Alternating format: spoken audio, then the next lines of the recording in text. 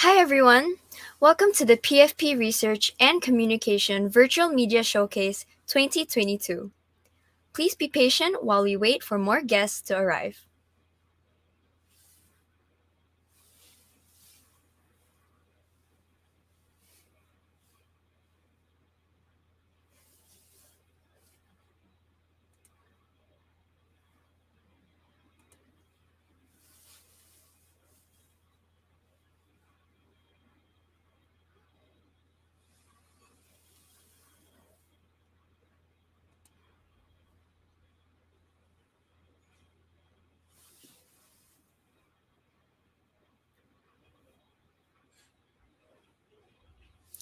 Now, before we begin, as this is a YouTube live session, we would like to seek your assistance to observe the following social media etiquette.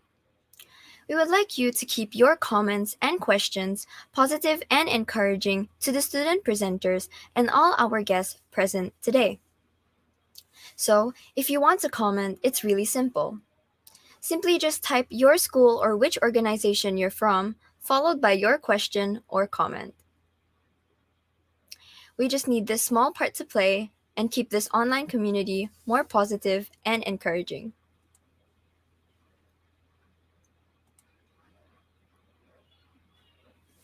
So, I see many of you are streaming in, so while we wait, you could say hi or good morning in the comments.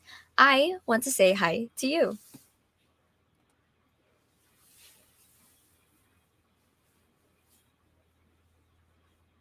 Hello, I see someone saying hi to me. Hello.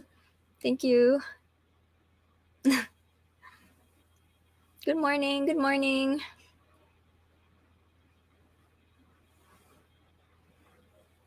Oh, hello. Hello, Miss Chan. Oh my gosh, it's nice to see you. Good morning. Hi. Hi, morning, morning.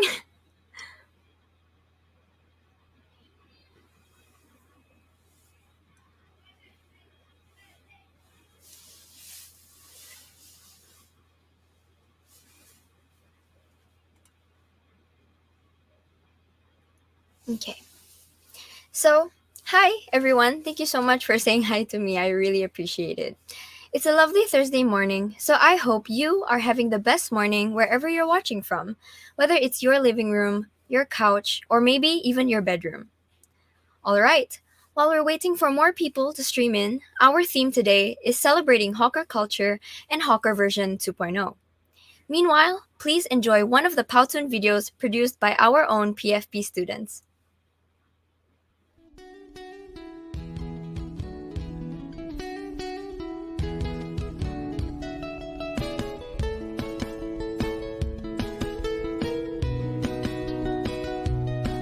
Do you really want your future children to grow up without this delicious culture? Did you know that Singapore has 114 hawker centres located all around? Let's zoom in into one special hawker centre, Geylang Serai Market. In the 1960s, Geylang Serai Hawker Centre was known as Kampong Melayu. It was an early farmland that's known for its fragrant lemongrass. In 2006, the market underwent renovations to make it more appealing and convenient to tourists. It has a double-story market that displays the Malay heritage through its kampong design. Did you know just last year, hawker culture is Singapore's first element on the UNESCO's representative list as ICH? Hawker centres sell food from various cultures and allow people of all races to gather and socialize. Whether it's the food that's sold, space, or community, hawker centres have definitely deserved its spot on UNESCO's list. Before COVID, hawker centres were always packed with people, so hawkers didn't need to employ food delivery services as there wasn't a need for them. However, forwarding to the future, hawkers may need to start relying on them more, as many of them are facing difficulties keeping their stores afloat. Hawker centres may soon cease to exist in the near future, given the difficulties they faced. However, hawkers today face many challenges such as dealing with increasing expenses and competition. Nowadays, youths are opting for cafes and restaurants instead of hawker centres, which leads to decline in hawker earnings. In addition, with the advent of COVID-19, ordering food on online platforms became more prevalent, such as GrabFood. This results in empty hawker centres and causes the illiterate and not tech-savvy hawkers to suffer further profit loss. Youths play a huge part in saving the hawker culture, so it's your turn to play your part in preserving the hawker culture as well. You can take part by dining more often at hawker centres with your friends and share it on social media platforms like Instagram or TikTok. You could contribute to the preservation of hawker culture like this youth, who usually posts about his thoughts on the food he had bought from various hawker stores, unintentionally serving as an advertisement. Of course, you don't have to start a food blog, but you could help by liking, sharing, and commenting on content like this to promote hawker culture. Our war begins today, and your actions today determine the hawker centres tomorrow. Let's make a difference and let our hawker culture stay.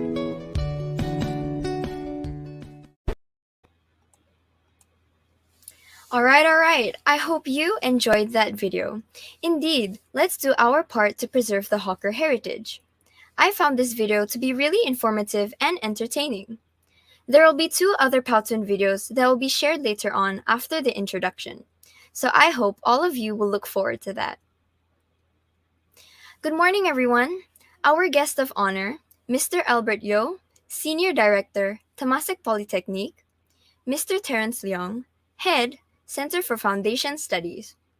Today, we also warmly welcome guests from National Heritage Board, Ms. Karen Go, Senior Assistant Director, Ms. Joanne Chen, Senior Manager, and Mr. Nicholas Yo, Senior Manager. We would also like to extend our welcome to guests from the Malay Heritage Center, Ms. Asma Alias, General Manager, Ms. Nur Nadira Ghazali, Assistant Manager, and Mr. Zinurain Nasir, Assistant Curator, lecturers, PFP alumni, and friends. Also, I'm very sorry if I mispronounce any of your names, and thank you again for joining us today. My name is Ella Marquez, and welcome to the Research and Communication Virtual Media Showcase 2022. We would like you to keep your comments and questions positive and encouraging to the student presenters and all our guests present today. So if you were here earlier, you would have heard this announcement already. If you want to comment, it's really simple. Just type your school or which organization you're from, followed by your question or comment.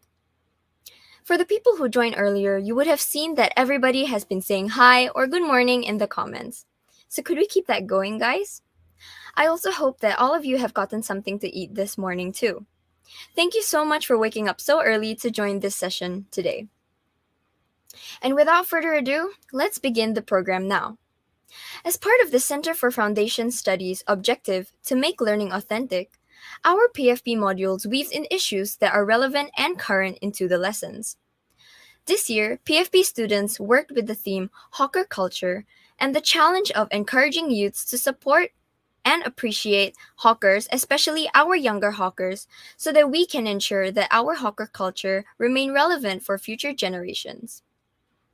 Singapore's hawker culture is one of the most identifiable traits of our country, which was officially added to the UNESCO representative list of the intangible cultural heritage of humanity.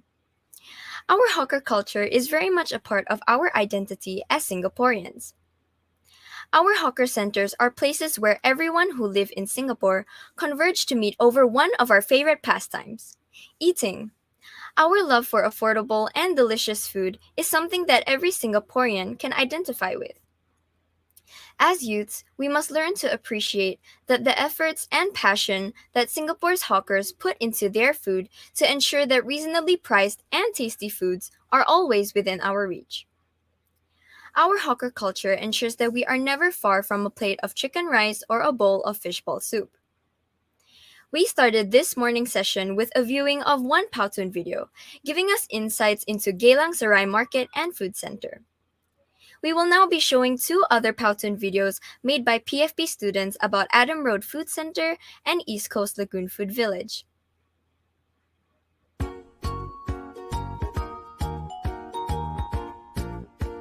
Can you imagine Singapore without hawker centres?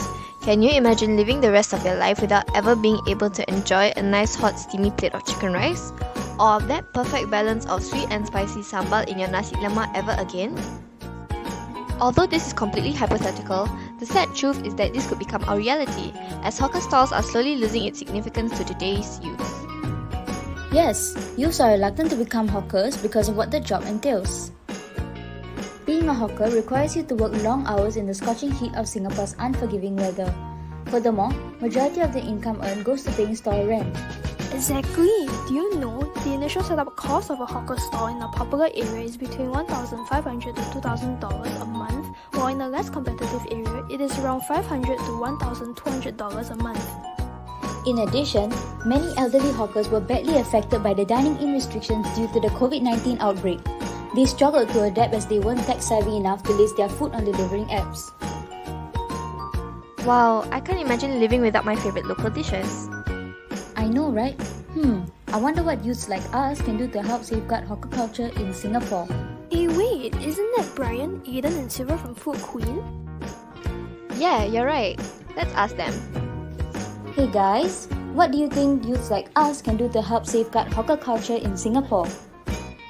Well, you could do something similar to what we do and create an Instagram or TikTok account that showcases and reviews hawker food stores around Singapore. That's right. By using social media, you're able to reach out to a wider and younger audience and give these hawkers the attention they need to preserve them. Many Singaporeans are foodies, so if you're able to reach out to them through your posts, these hawkers will definitely gain more business as more people know about them. Hello, and welcome to another episode of Food Queen. Today, we will be talking about Adam Food Centre. Adam Food Centre was officially opened in 1974 as part of the government's efforts to remove illegal hawkers off the streets. Fun fact, America's current president, Joe Biden, once visited Adam Food Centre in 2013. What I love about Adam Food Centre is that the food here brings so many people of different races together. Here, you will often see many Chinese and Indian people queuing up for traditional Malay food like the famous Selera Rasa Nasi Lemak.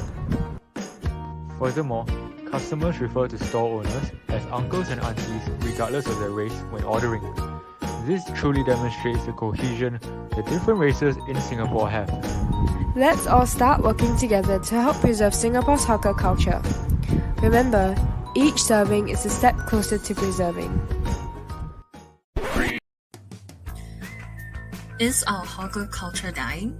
Presented by Group 5, Shakira, Amira, Jasmine, Vanisha, and Diwan.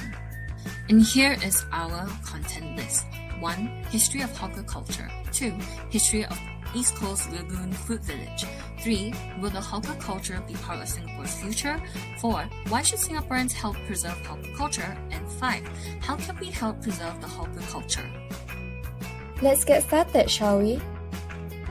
As early as the 1800s, the first ever hawker culture began in Singapore by immigrants from various countries like Malaysia, China, India, and Indonesia. They saw street hawking as a good opportunity to earn money. The streets were bustling with aromas and flavors.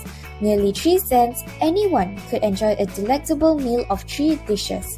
Now, the food and beverages offered in the hawker centre are from different ethnic groups in Singapore, like the Chinese, Malay, and Indian.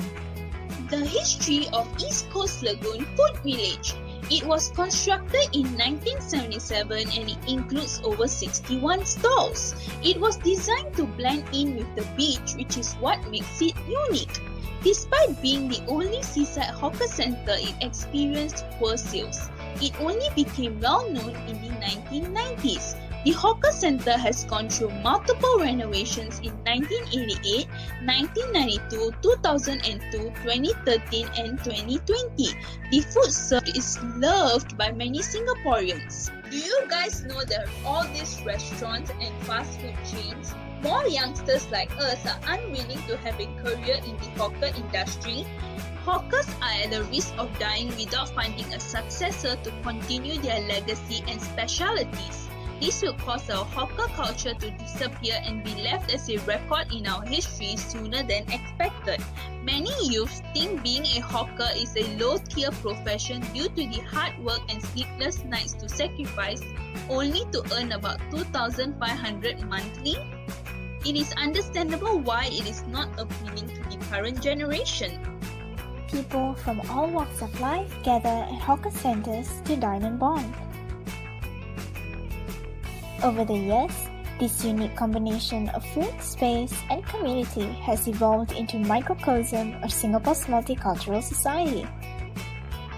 Preserving hawker culture will help safeguard and promote this unique culture for future generations, while also letting the rest of the world know about our local food and multicultural heritage.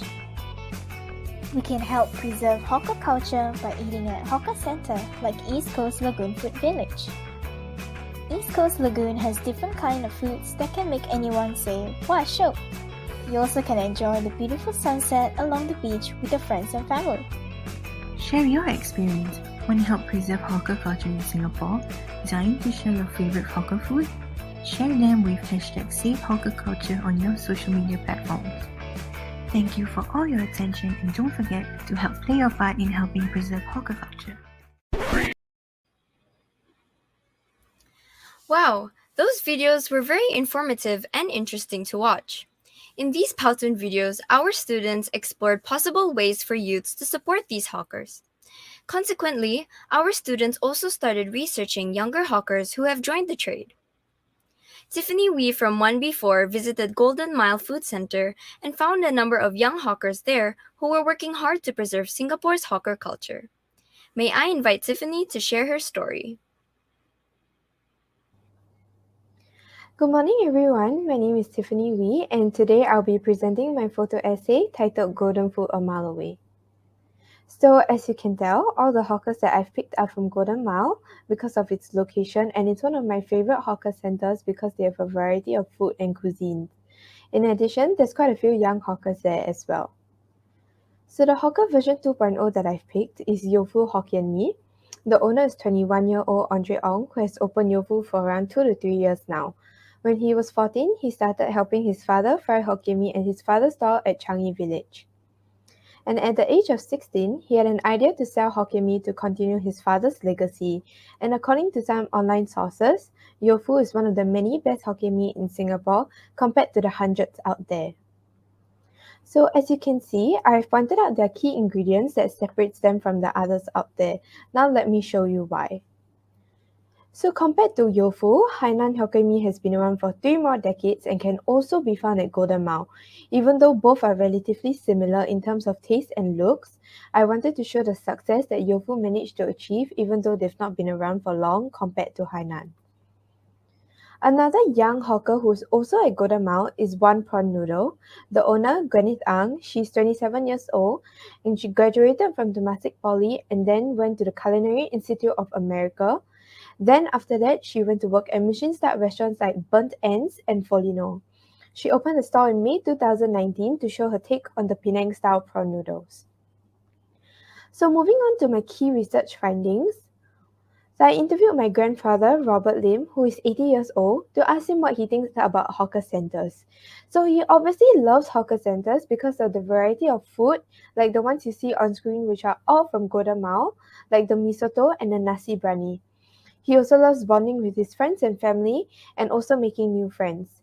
He likes that it's a place where traditions are being passed down and younger generations can experience and make memories like the ones he did when he was younger. So I asked him how he felt about Hawker version 2.0, and while he said they are approachable and friendly compared to some of the older generation hawkers, he also said that they are less passionate because in the olden days, those hawkers didn't have high-tech equipment to help them do things like prepare ingredients, hence the long time spent at the store. So I think Hawker version 2.0 can protect hawker culture by introducing new food inventions like Tom Yum carrot cake, but I also think that traditional food should still exist like fishball noodles or even rarer ones like oyster cake. Nostalgic touches should also remain present like the cutlery, location, and decoration. Lastly, I think that taking classes to learn about the recipes and business would really benefit these young hawkers in the future. So according to my group survey, 85% of youths would not become hawkers in the future, but they will be willing to support them by patronizing their stores or recommending them to friends and family via social media or bringing them to the stores in real life. So to conclude what I've said, there's quite a number of young hawkers out there serving traditional food. However, preserving hawker culture is still not so easy because of the majority of youths out there who wouldn't want to become hawkers, but at least they are willing to support them now and in the future. And finally, I think that preserving hawker culture is important because of the traditions and values that represent Singapore. Thank you. Thank you, Tiffany. Wow, those photos are making me hungry. Who's hungry for Yofu Hokkien Mee right now? Because I am. It's so inspiring to hear about youths who are keeping their parents' legacy alive and taking over their hawker stalls. These younger hawkers truly follow their heart as they become second or even third or fourth generation hawkers, even though they may be university graduates or experienced professionals, allowing us, the younger generation, to continue to enjoy yummy hawker food. Our next presenter, Kieran Jones Tien, will share with us about inspirational young hawkers. May I invite Kieran from 1C2? Good morning, everyone. My name is Kieran Jones, and I will be presenting my media product, Junior Sous Chef Becomes Hawker. It will be featuring Yong Kang. He is 38 years old and was a junior sous chef at his previous job, and he is now the Billion Bowls owner. Now, he worked at his previous job for around 10 years, but he quit to find better opportunities due to the COVID pandemic. He opened his stall in April 2021, located at the Meet Up at 83 coffee shop at McPherson. His stall features Japanese cuisine, and Yong Kang is the chef there, and his wife Yuri works the counter and helps him prepare ingredients. This is their Facebook page, which features their menu and chef recommendations items. It also appeals to the youths of today because they spend a lot of their time on social media. A couple months ago, I visited Billion Bowls and tried some of their food. The first dish I tried is called char siu pork ramen. In this dish, my favorite part about it is the char siu, because it is soft, tender, and juicy, making it very delicious. And I want you guys to guess, how much does this dish cost? It costs around $7. Now, you might be wondering, $7 is still a bit expensive for a bowl of noodles. And you're right. This is because Japanese cuisine is less accessible than your other cuisines. The next dish I tried is called golden shrimp balls. It is shrimps that is coated in their signature golden sauce that has a creamy and thick consistency to it. It is also blowtorched, giving it a charred taste, and it is topped with orange eggs, giving it a crunchy taste when you bite into it. A short MRT ride later, we arrive at ABC Brickworks Hawker Center, and we feature Chun Seng Noodle House that is run by Jerry Ng and Fiona Lim. Now, what's special about this stall is that it has a 100-year-old braised pork recipe that was passed down from Fiona's grandmother. Before the husband and wife duo started their journey as hawkers, they signed up for the National Environmental Agency's Incubation Stall program. This program helps aspiring hawkers by giving them subsidies for their stall rentals. Moving on to my key research findings, I interviewed my mom, Wendy Lim, and she frequently visits Geylang East Hawker Center, and she enjoys the wide variety of food selection and its affordability. Additionally, she feels that Hawkers 2.0 are adventurous because during her childhood, the hawker trade was looked down upon. But nowadays, we see a lot of young hawkers working as hawkers. Now, my group survey findings. We used a Likert scale to ask youths how important are Hawkers 2.0 in preserving hawker culture, and 93.7% of them rated a 4 or 5 out of 5, implying that Hawkers 2.0 are integral in preserving hawker culture. In conclusion, I visited a young hawker and got to appreciate the hard work and effort it took to make a bowl of noodles. I also researched articles online to understand the challenges of becoming a hawker in this day and age.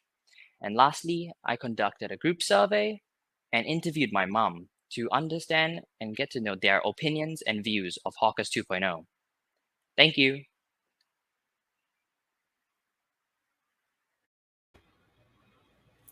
Thank you, Kieran. It was very interesting to learn more about how young hawkers think of pursuing a business in the hawker industry despite the challenges that COVID 19 may bring. Seriously inspiring. And also, I have a question for all of you. Or, well, two questions actually. Can you imagine life without your favorite hawker food? And what is your favorite hawker food? I want to know. Drop me a comment on the chat and tell me your favorite hawker food. So take some time to think, what would be the dish, your go-to dish when you go to like a hawker center and you wouldn't mind eating that for like the rest of your life. I'm quite interested in you guys what are your favorite hawker foods. I see someone says chicken rice. Oh, a lot of chicken rice. Laksa. No, my kway teow is my life source.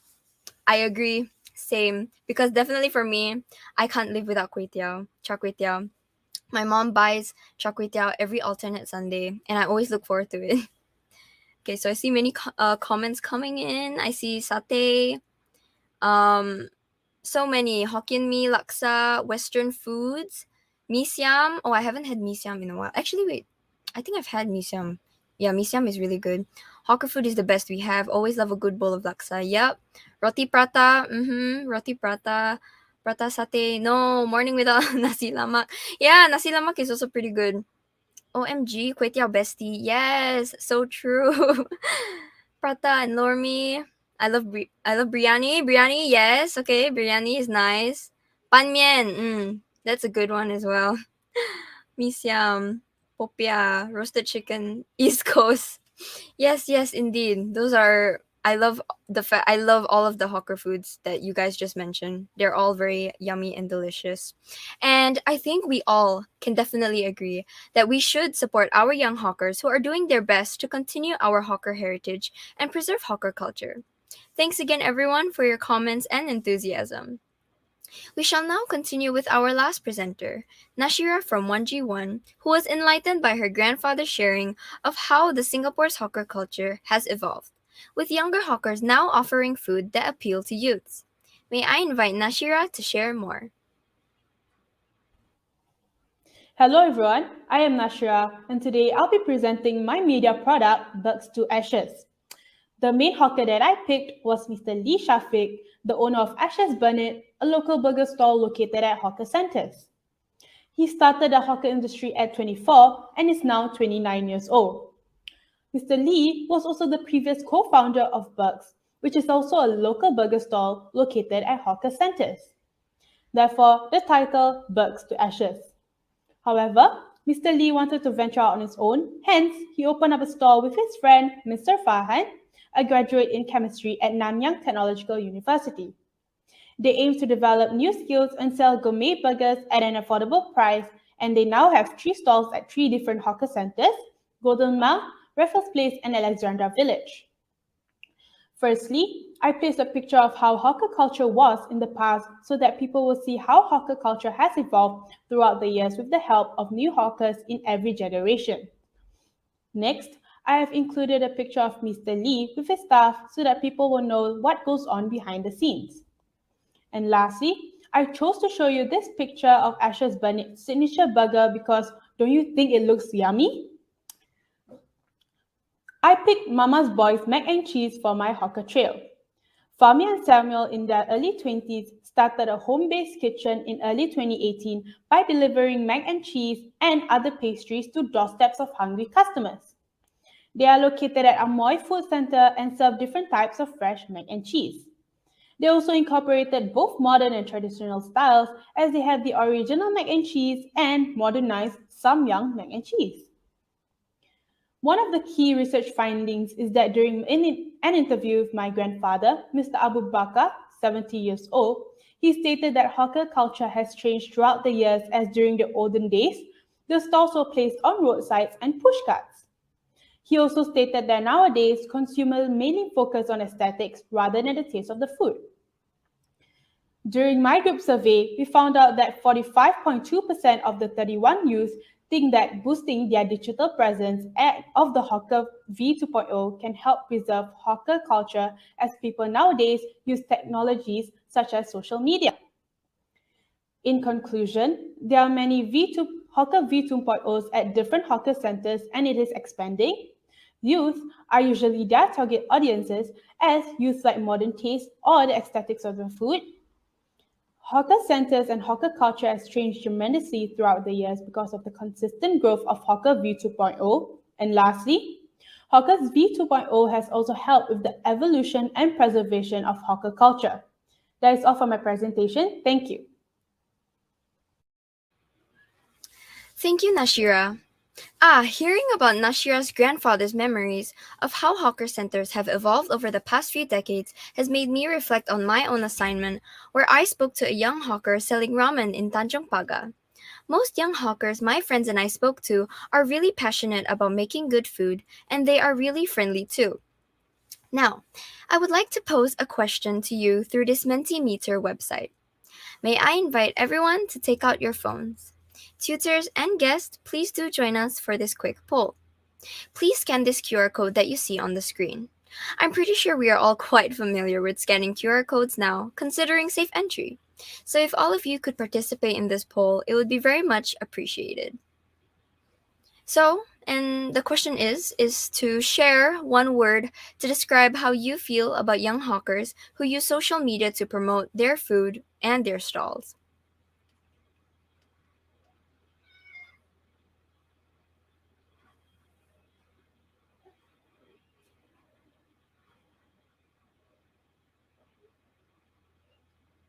And if you want to join the Mentimeter website poll, there's actually a link given in the chat as well if you were not able to scan the QR code. Okay, so I see some responses coming in. So I see smart is one of the words that was, I mean, it's the biggest word out there. I agree. I think it's quite smart to promote your food on social media because I think it will reach much more people now that since everyone is pretty much acquainted with social media and using Instagram and other like Facebook, I would say.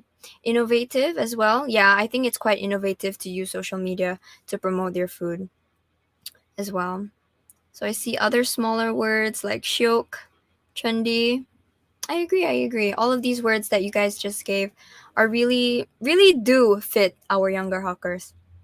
Indeed. Okay.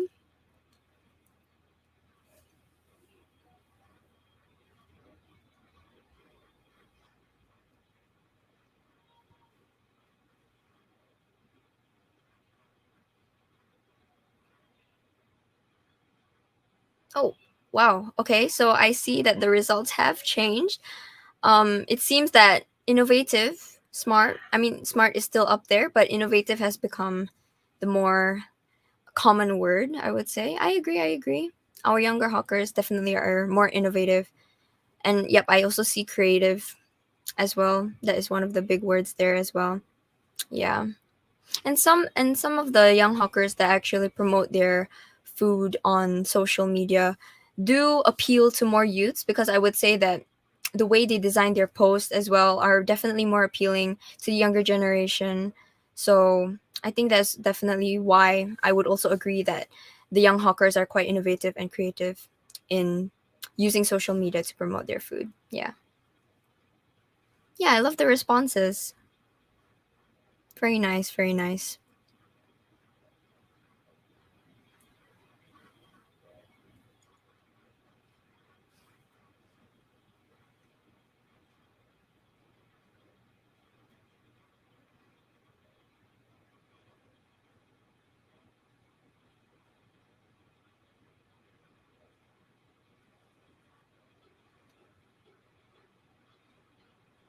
All right. So, thank you so much for all of your responses. I appreciate it and the fact that you took your time to join and participate in this poll. I appreciate it. Thank you very much. We shall now move on to a short Q&A segment where we get to know more about our student presenters and their content. And just a reminder on how to post your questions. Remember to type your school or which organization you're from, followed by your question. And this segment will be facilitated by Ms. Rauza. Hello, good morning, everyone, guests, colleagues, and students. Thank you so much for taking time to join us this morning. If you've just joined us today, our team is actually Hawker Culture and the Rise of Hawker 2.0 or Young Hawkers. So for this particular segment, I just want to bring our presenters back just to pick their brain a little bit more on the work that they've done for this particular year. May I invite Tiffany, Kiran, and Ashira to join me, please?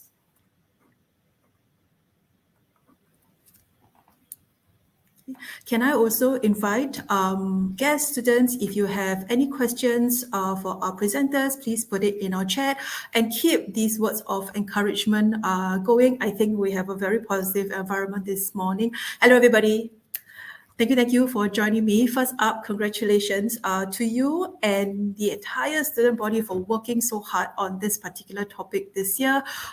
We see very interesting information that you've shared with everybody this morning. So for this segment, I just wanted to pick your brains a little bit more, and we're inviting actually questions from the audience. Do we have a question this morning? Okay, we have one from Fatin Nadra. Some of these young hawkers are highly educated and yet chose to become hawkers. Are they afraid of being stigmatized as being a lowly hawker? Very good question. Tiffany, you want to help us with this one? Okay, so I mean, yeah, well, I think there is a possibility that they are afraid of being stigmatized because, I mean, nowadays people wouldn't expect youths to sort of ditch high-paying corporate jobs to work at hawker centers. But I mean, if they are afraid of being stigmatized, it will be difficult for them to do what they do day in and day out. But I think they're slowly coming out of the stereotype that being a hawker is low. And also, I think most importantly to them, doing what they love and have a passion will be probably more important than sort of worrying about being stigmatized. That's true. And we saw the case studies that you guys put up this morning, right? All these young hawkers, they seem to have achieved success in the work that they do. Okay, do I have another question from anyone on the floor? Okay. Miko. Miko is asking, what are some challenges that young hawkers face to become a hawker? Kiran, what do you think? I think some challenges hawkers face are the starting capital they need to start up their business, because stall rentals can be quite expensive, ranging from $1,000 to $2,000, dependent on where their stall is located. And they also have to work long hours to like prepare their food, get fresh ingredients, and then cook everything to serve to customers. I know some students in the audience were actually quite surprised with this because we saw some comments. I think when one of you was presenting about the whole cost versus energy thing, but I think that's a very good insight based on the research you have found. Do I have one last question? Maybe we have one from Maisha. I think it is great that young hawkers are choosing to continue the trade from their older family members. What do you think we can do to help? Nashira, what do you think? I think we can help by boosting their digital presence because youth nowadays use social media a lot. So we can take the advantage. So whenever we eat, we will take a photo and we can post it on our own social media by using hashtags such as like hashtag hawker centers or hashtag hawker food or even their store name so that it can boost their digital presence. Yeah, so all of you young, social media professionals, listen to what Nashira has got to say. So use your phone, use your social media handles, any social media platform that you have, and then start spreading your word. Okay, just now, right, when Ella was actually conducting the session, I heard her talk about favorite local hawker food. So I just want to know, what is your favorite local hawker food? Tiffany, what's yours?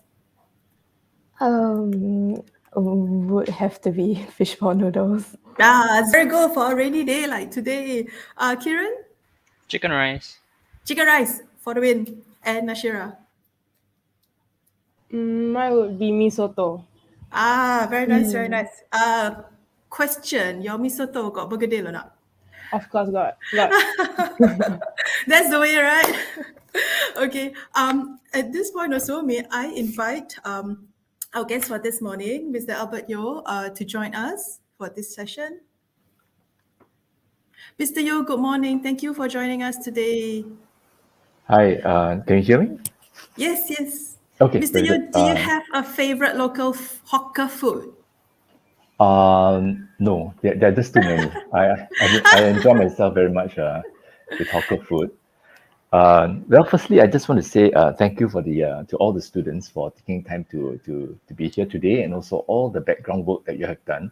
I can only say just wow, very very good, very very well done. And I'm saying this really not to please any of you because that there isn't a need for me to do that. I'm saying this because I really meant it. Very very high standard, very very good. The research was also very very thorough. In fact, many times I was also distracted by the pictures that came up. Uh, I took a light breakfast and I unfortunately it made me very hungry. Yeah, I just want to make a mention a couple of things. I didn't know that there were 114 hawker centers really, and I've been patronizing about only 10 so far. So it looks like I can actually go a lot further than that. There was one of the videos that made this mention, which I thought was actually a very very nice phrase. It goes like this: each serving is a step closer to preserving. Yeah, I thought it was a very nice. Besides the catchy phrase, uh, at the end of the day, that's what it means. We can talk about wanting to preserve. If every one of us were to just do our part to actually take one serving, you'll be a step closer to preserving the hawker culture. Very wonderful phrase that came out. I've also um, from one of the groups also they mentioned about the coming together of food, space, and community. How true actually. Yeah, but the last 2 years, because of COVID, I've actually kind of like forgot how it looks like in a real pre-COVID hawker center setting. Actually, it is a melting pot where people do come together and sharing tables and sharing food and all that. I thought that was actually something very unique. And one more point that I also want to make is actually, as we use the phrase hawker 2.0, actually I think we are into 3.0 because hawker 1.0, as some of the groups have shown, are all those stores that were set up by the side of the road those days. And I think Tiffany and Nashira mentioned about interviewing their grandfather. I think those days there were all this really hawker street food. And then 2.0 should be the current one, and 3.0 is what you're aspiring to use technology. So, so for the three presenters, Tiffany, Kiran, and Nashira, I have nothing to ask specifically to any of you, but just one general question, if I may. You have interviewed success cases, but along the way, you may have also come across certain cases of hawkers that didn't make it. In your opinion, no right and wrong, what do you think? What is the main reason they gave up their stall? Is it because of the hard work? Is it because of the finances, or what other reasons? Just Tiffany, maybe you want to go Tiffany to first? start Yeah. first. Oh, sorry, Nashira, if you're ready, you can go first. Um, I mean, when I was researching and when I saw that some stores closed down, majority of the reasons that they moved to a location that the rent is cheaper, because in COVID also, like, they don't get as much customers as they used to, and then the rent still stays the same. So I think it's quite difficult for them to continue staying at the same place and not getting as much customers, and then they're not able to pay off their rent. Also because they have to spend money to pay for other stuff, like all their like food and ingredients. So Right. yeah, I think the like finance part is one of the Yeah. like main reasons why. Okay. Okay. Good. Thanks, Tiffany. What about you, Nashira? For me, I think some of them close their stores because of their family, because like they have growing families, so they kind of just like stop the hawker industry because they want to focus more on their family. Yeah. Okay, very good. Thanks, Nashira. What about you, Kiran? I think that some people who close their shops might have tried doing hawker like working as a hawker as a business instead of like a passion. Because if someone like wanted to do it as a passion, I'm sure they would try again at maybe another location. So yeah, Okay. that's what I think. Okay, very good. So all differing answers, and I'm sure all of you are right in your own way. So it only goes to show that it's actually quite a complex situation for business to continue. Many factors do come into play. Maybe next year's PFP batch could actually just research not about success cases, but actually about the failures, because you can learn a lot more from failures, even more than sometimes even the successes. Yeah. So wonderful. And I think at the end of the day, perhaps the word hawker is the one that actually stigmatizes the role. Actually, they are far from being a hawker. They're actually a food entrepreneur. And the fact that we use the word hawker center sometimes denotes something low, but it's actually like it's almost a food court or a food square rather than a hawker center. So maybe sometimes some of these terms also can help to change the mindset of people. So okay, I'm going to hand it back to you, Rauza. Thank you very much. Thank you, Mr. Yo. Wonderful, wonderful insight by yourself. I'm going to pick on some of the things that you mentioned, okay, when we craft the module for next year. Okay. Yeah. Sure. My pleasure. Yeah. Yeah. So as you mentioned, thank you also for your words of encouragement to the students and the positive comments that you have. I mean, as part of the teaching team, we're also very proud of the work that the students have shown. And this is only a segment of the work that you are seeing this morning. So all guests, we do have a sway link where we put in our students' work. The link is also on our YouTube page. So please feel free to take a look at our work. Okay. Thank you so much, Mr. Yo. At this point, I will now move the floor back to Ella. Thank you. Thank you. Thank you, everyone.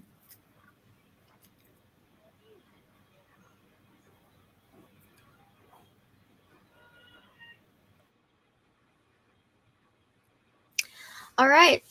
Thank you, Mr. Yo, Miss Rosa, and student presenters. Thank you, everybody, for your comments. That was extremely insightful, and honestly, I don't know about you or most of us, but as a youth, I was not really aware or educated about how challenging it really is for hawkers, and especially our younger hawkers, to preserve hawker culture nowadays. I used to not pay much mind or attention towards the hawker industry, or I just was not really curious about learning more about hawker culture until I was exposed to doing more projects and assignments related to this topic. So I found the whole experience of learning more about hawker culture, the challenges of being a hawker, to be really fruitful, and I quite enjoyed learning more about it as well. But unfortunately, and sad to say, we have come to the end of our event today. We would like to extend our thanks to our guests, Mr. Albert Yo, Mr. Terence Leong, Miss Karen Go, Miss Joanne Chen, Mr. Nicholas Yo, Miss Asma Alias, Miss Nur Nadira Ghazali, and Mr. Zinurain Nasir, lecturers, for joining us today. To our presenters, thank you for sharing your stories. To my fellow PFP alumni and peers, may this project give us the inspiration to continue supporting Singapore's hawker culture and to keep our hawker centers alive for future generations.